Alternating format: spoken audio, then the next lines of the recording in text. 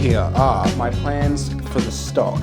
This handle part here, the grip, I'm not going to have to do any sculpting on, and I'll show you why in a minute. So what I need to do is make the perimeter around here. That's going to glue onto the base of the gun. This part here is just an angle cut. This part here is flat. We've got a bit of a rounded corner here. This part needs to be a separate piece made out of a bunch of angles. This top part here is going to be a bunch of angles, and this bit here is flat with a little bit of an angle there. Alrighty, and now the reason I'm not going to have to make the handle is that I've got this old broken tape dispenser, and I'm just going to take the handle off and use that, because that just seems like the easiest thing to do. I won't have to do any sculpting on it at all, and that part there is perfectly flat and is just going to be the best surface to glue flat onto the base of the gun. So let's get started on that.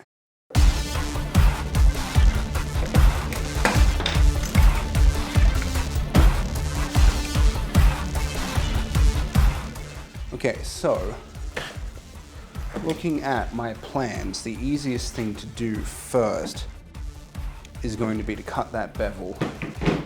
So that way I can do it in one go, then I can glue pieces of timber together, cut that angle there. Plus I don't need to work out which sides to flip. So let's start with the bevel.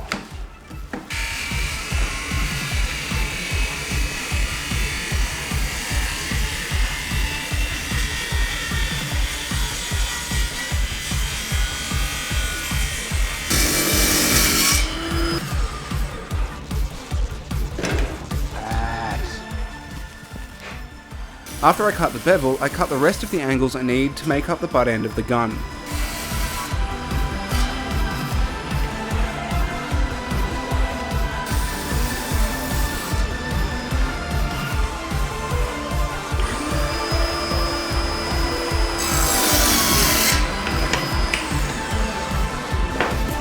Okay, there's my two extra pieces.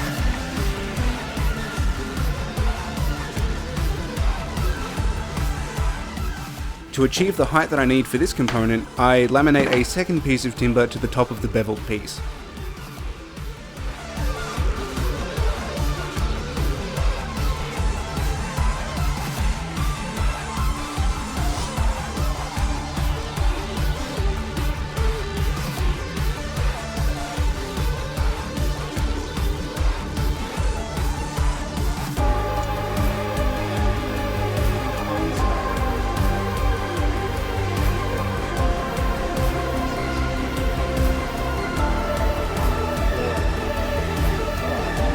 And I have to kind of accept as well that it's not going to be a perfectly sharp edge because I am going to battle damage. I mean, the plan is to battle damage it anyway. But even if I don't, I imagine that an excuse I can use for a non-perfectly sharp edge is that it is battle damaged. I mean, this was a pirate shotgun. It's been locked away in a chest for who knows how long. It's got a lot of backstory that I can use to my advantage.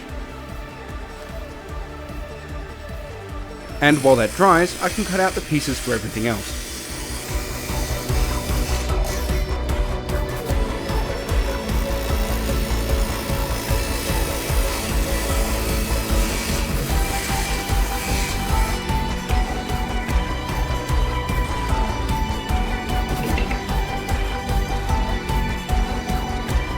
These bits here make up the first part of the grip. I wanted to do a dry assemble first to make sure all of my angles were correct.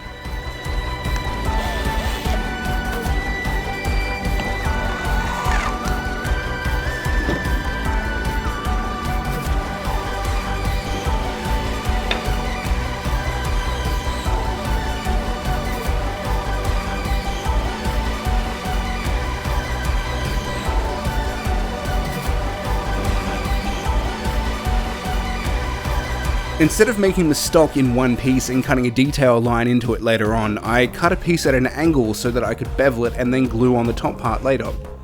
At this point I was cutting some angles on very small pieces, and it was easy just to do them with the scroll saw. Then I make the switch to the bench sander so that I can clean everything up.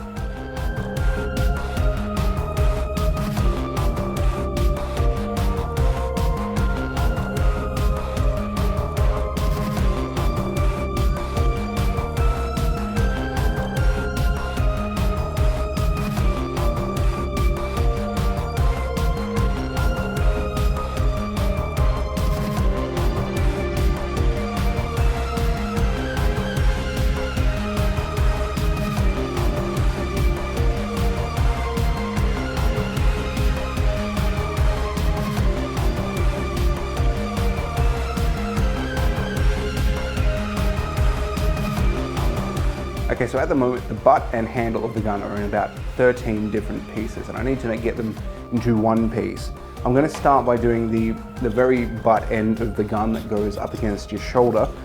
And the way I've done it is that you have the center, you have a block out piece, and then you have the actual angle on the outside there. And they're all going to sandwich together, something like that.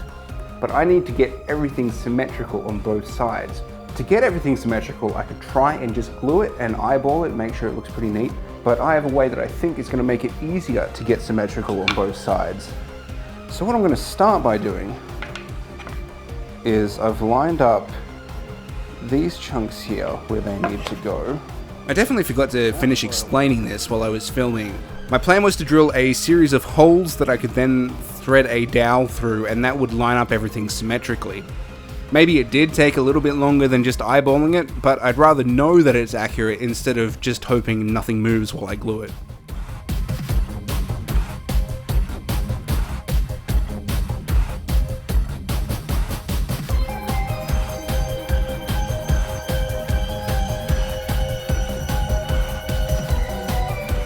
You may have noticed that this cutout wasn't on the original design. During a test fit, I found that I needed to cut a space for my thumb to sit so that I could hold onto the grip comfortably.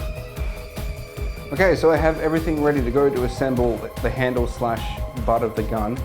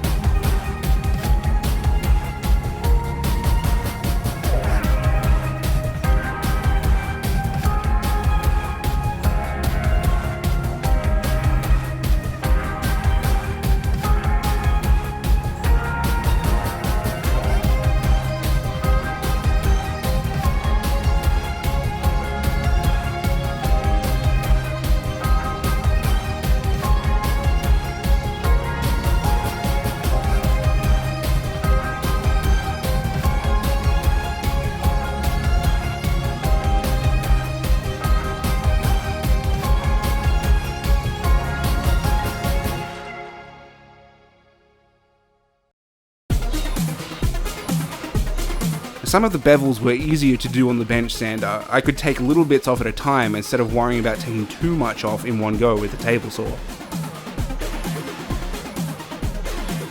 I also cut the handle part in half and used the same method with the dowels. If I hadn't done this, the whole mass of timber at the back would have been glued just onto the grip and it wouldn't have been very strong.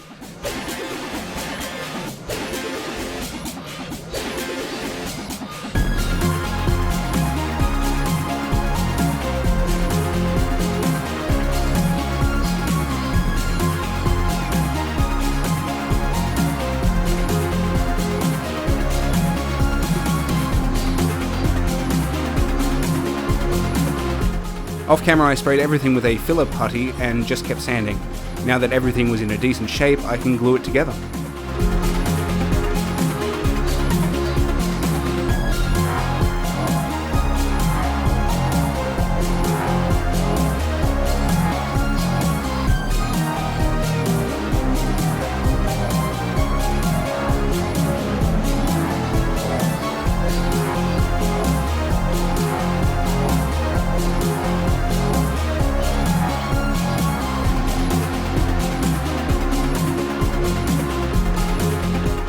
Once it was dry, I added some putty just to fill some of the corners and make it look more like a single piece. Then I started to paint everything, but unfortunately you'll have to watch the next episode for that. If you liked this video, be sure to let me know by clicking the like button. If you didn't like this video, be sure to leave me a comment letting me know how I can improve. And be sure to hit that subscribe button so that you don't miss the next part of this build. I'm Ryan from ImageFlex, and I'll see you next time.